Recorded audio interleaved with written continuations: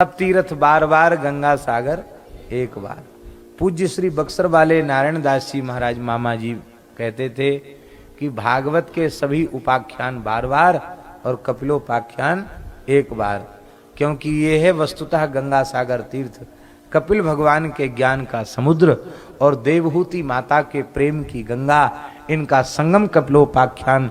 इसमें जो जीव गोता लगाता है उसे एक बार ही संसार में आना पड़ता है, बार बार चक्कर नहीं काटने पड़ते।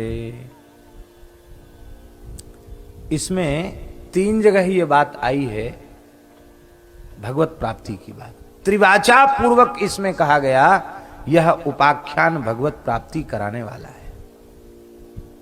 3 बार कहा गया। भागवत में ऐसा कोई प्रकरण नहीं है आदि संत तक जिसमें 3 बार कहा गया हो ब्रह्म दर्शन भगवत दर्शन कराने वाला। इसका मतलब इसको यदि कोई साधक अपने जीवन में उतार ले तो उसे इसी शरीर से इसी जीवन में भगवान का दर्शन हो जाएगा। ज्यादा कुछ सुनने की आवश्यकता नहीं, केवल कपिलोपाख्यान ठीक से सुन ले और फिर बारंबार सुने और फिर उसके अनुरूप चलने का प्रयत्न करे तो ये अंतिम शरीर होगा, ये अंतिम जीवन होगा। इतनी महिमा है कपिलोपाख्यान की। हमारे पूज्य गुरुदेव अनंत श्री संपन्न श्री गणेश दास जी भक्तमाली जी महाराज का तो इष्ट ही कपिलोपाख्यान रहा। वे जब साधु बने और गंगा सागर कपिल मुनि के यहाँ जब उनको सेवा प्राप्त हुई तो महाराज जी कहते थे कपिल जी को रोज पूरा कपिलोपाख्यान पढ़ के सुनाते, पाठ करते थे रोज।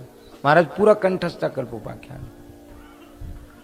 और महाराज जी की कथा जब जब दास को सुनने का सौभाग्य मिला वो सबसे सुंदर कपिलोपाख्यान उनकी वाणी से लगता था। और जब महाराज जी भगवत लीला में प्रविष्ट होने वाले थे, इसी वृंदावन मलुक पीठ की बात है, तो अंतिम में हमने पूछा महाराज कुछ सुनावें।